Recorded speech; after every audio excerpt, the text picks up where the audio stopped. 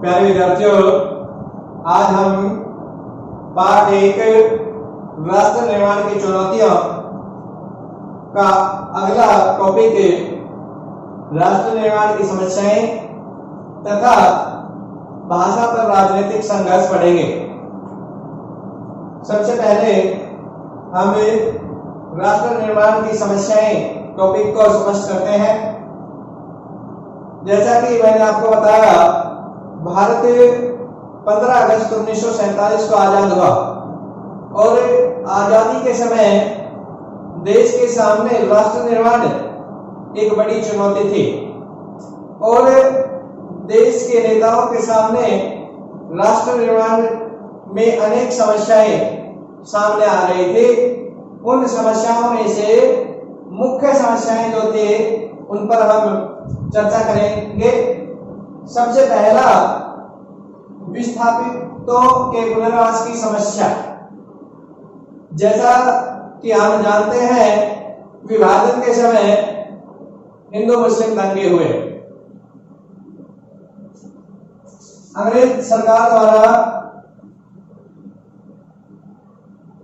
यह घोषणा की गई कि जून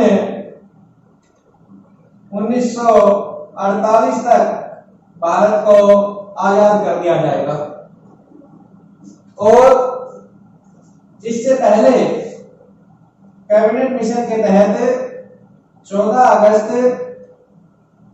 1946 को अंतरिम सरकार का गठन हो चुका था और इस सरकार के प्रधानमंत्री पंडित जवाहरलाल नेहरू थे। अंतरिम सरकार के गठन की घोषणा पर मुस्लिम लीग ने डायरेक्ट एक्शन सीधी कार्रवाई को जारी किया और इसके तहत भारत के 2 राज्यों विशेषकर पश्चिम बंगाल, पंजाब तथा देश के अन्य सभी राज्यों में सांप्रदायिक दंगे हुए और उन दंगों के परिणाम स्वरूप अनेक लोग विस्थापित हुए और यह विस्थापित होने का कारण क्या था? हमारा भारत और पाकिस्तान का विभाजन था। विभाजन के बाद 15 अगस्त 1947 के बाद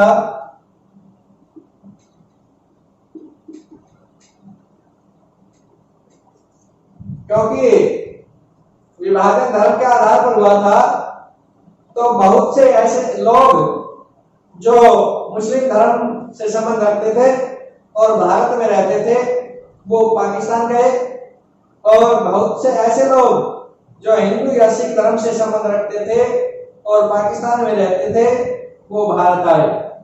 कुल लगभग 1 करोड़ 20 लाख लोग विस्थापित हुए, यानी कि एक देश से दूसरे देश गए। भारत और पाकिस्तान में इन लोगों की आवाजाही हुई, तो यह एक बड़ी संख्या थी और इन विस्थापितों को शरणार्थी कहा गया या मुजाहिद कहा गया।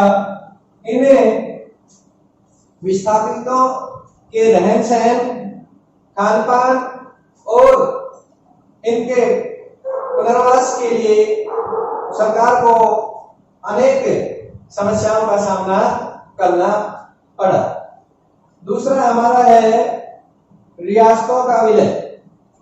आजादी के समय देश में लगभग 565 देशी रियासतें थी और इन देशी रियासतों को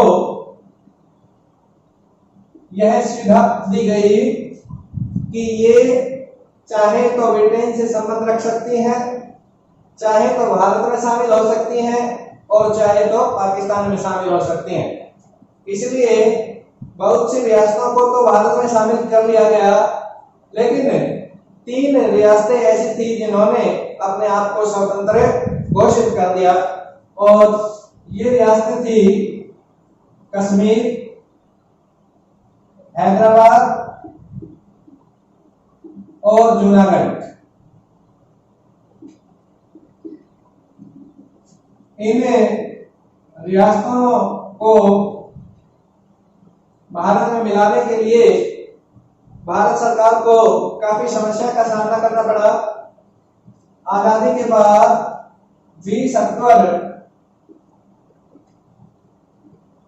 1947 को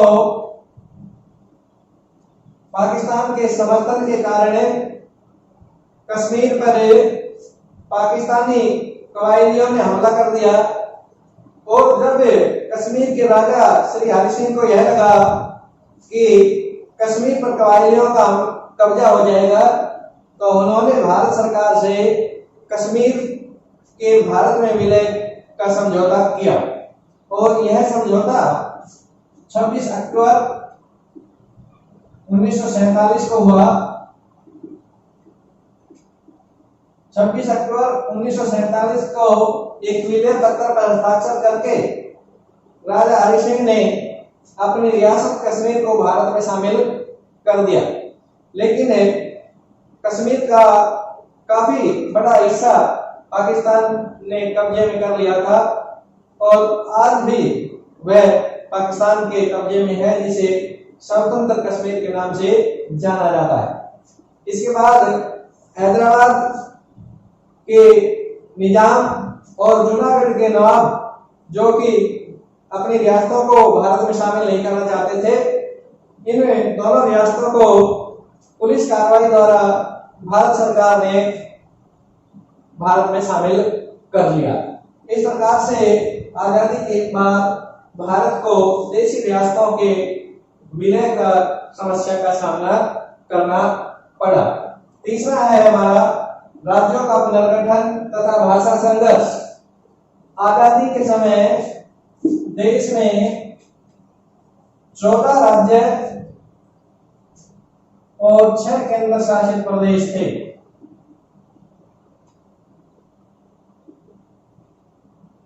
लेकिन आजादी के बाद भाषा के आधार पर अनेक राज्यों के गठन की मांग हुई और भाषा के आधार पर अनेक राज्यों का गठन हुआ। सबसे पहले 1952 में भाषा के आधार पर अलग आंध्र प्रदेश का गठन हुआ। 1966 में भाषा के आधार पर पंजाब का बंटवारा हुआ और पंजाब और हरियाणा 2 राज्यों का निर्माण हुआ। तो इस प्रकार से आजादी के बाद भारत सरकार को भाषा के आधार पर अनेक राज्यों की मांग का सामना करना पड़ा और भाषा के आधार पर राज्यों का गठन करना पड़ा। इन राज्यों की मांग में अनेक हिंसक आंदोलन भी हुए और उन आंदोलनों को सरकार को दबाने में काफी कठिनाइयों का सामना करना पड़ा। अब हमारा अगला टॉपिक है भाषा पर राजनीतिक संघर्ष। भारत में विभिन्न भाषाओं को बोलने वाले लोग रहते हैं। उत्तर के लोगों की भाषा को दक्षिण के लोग नहीं समझ सकते और दक्षिण के लोगों की भाषा को उत्तर के लोग नहीं समझ सकते। अनेक भाषाओं और बोलियों के कारण भारत में विभिन्नताएं पाई जाती है और ये विभिन्नताएं राष्ट्र निर्माण के लिए एक बाधा है और इन विभिन्नताओं के कारण समय समय पर देश में भाषा आंदोलन होते रहे। 1955 में बीजी खरे की अध्यक्षता में भाषा आयोग का गठन किया गया और इस आयोग ने 1957 में अपनी रिपोर्ट पेश की। इस रिपोर्ट में इस आयोग ने कहा कि सरकारी कार्यों में हिंदी भाषा का प्रयोग किया जाए तथा अखिल भारतीय सेवाओं में भी हिंदी भाषा का प्रयोग हो। इसके बाद 1963 में राजभाषा अधिनियम आया और इसके अंतर्गत 26 जनवरी 1965 तक हिंदी को भारत की राजभाषा बना दिया जाएगा। इसके विरोध में दक्षिण में अनेक आंदोलन हुए और 1966 में श्रीमती इंदिरा गांधी को स्पष्ट करना पड़ा कि दक्षिणी राज्यों पर हिंदी को नहीं थोपा जाएगा।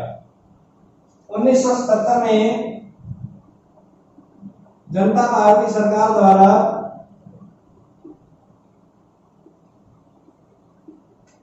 त्रिभाषाई फार्मूला अपनाया गया, त्रिभाषाई फार्मूला, और इस फार्मूले का उत्तर के राज्यों में विरोध हुआ और उत्तर के राज्यों में अनेक हिंसक आंदोलन हुए। इस पर श्री मोरारजी देसाई को समझ करना पड़ा कि हिंदी भाषा को सरकारी कामकाज में महत्व दिया जाएगा। इसके बाद श्री राजीव गांधी को भी यह स्पष्ट करना पड़ा कि दक्षिण के राज्यों पर हिंदी भाषा को नहीं लादा जाएगा।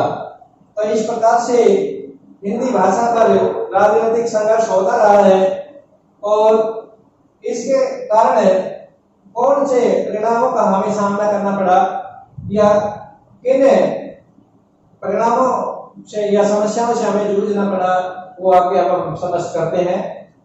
पहला है भाषाई आधार पर राज्यों का गठन।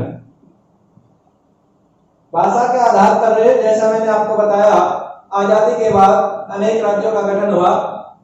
1952 में आंध्र प्रदेश का गठन हुआ और 1966 में पंजाब को बांटकर पंजाब और हरियाणा 2 राज्य बनाए गए। दूसरा, भाषाई राज्यों में झगड़े। भाषा के आधार पर अनेक भाषाई झगड़े हुए। जब हिंदी को राष्ट्रभाषा घोषित करने के लिए कहा गया तो तमिलनाडु में इसके खिलाफ एक बड़ा विद्रोह या आंदोलन हुआ। तो इस प्रकार से भाषा के कारण विभिन्न राज्यों में आपस में झगड़े हुए या आंदोलन हुए। तीसरा हमारा पॉइंट है उत्तर दक्षिण की भावना।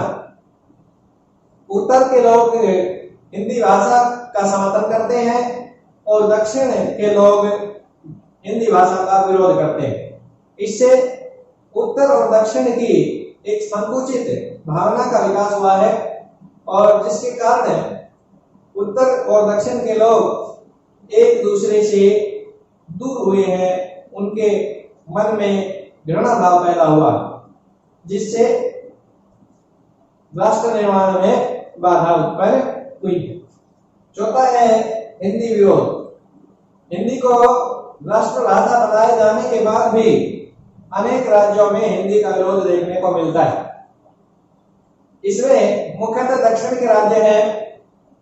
तमिलनाडु में हिंदी को राष्ट्रभाषा बनाए जाने पर एक बड़ा हिंसक आंदोलन हुआ और सरकार को उसे बड़ी मुश्किल से समाधान करना पड़ा। अगला है हमारा 5वां पॉइंट, लास्ट पॉइंट, अन्य भाषाओं द्वारा मान्यता की मांग। अन्य हिंदी को राष्ट्रभाषा बनाए जाने के बाद और हमारे संविधान में 22 भाषाओं को राष्ट्रीय भाषा का दर्जा दिया गया है। हमारे संविधान में 22 भाषाओं को मान्यता प्राप्त है और इन 22 भाषाओं के मान्यता के कारण कई ऐसी बोलियां हैं जिनको भी मान्यता प्रदान करने के लिए मांग उठी है और उनमें मुख्य तौर पर है ब्रज बोली और राजस्थान बोली। इन बोलियों को भी वहां के लोगों द्वारा संविधान में मान्यता देने की मांग की गई है। तो इस प्रकार से प्यारे बच्चों, हमारे जो 2 टॉपिक इस लेसन के बचे हुए थे वो हमने कंप्लीट किए हैं और आज हमें इतना ही पढ़ेंगे। धन्यवाद।